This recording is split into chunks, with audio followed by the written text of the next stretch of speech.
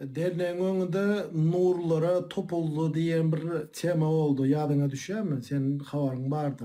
Yani Hatta eski tayıydı, burun döydüler eskinin. Şu yadaydı.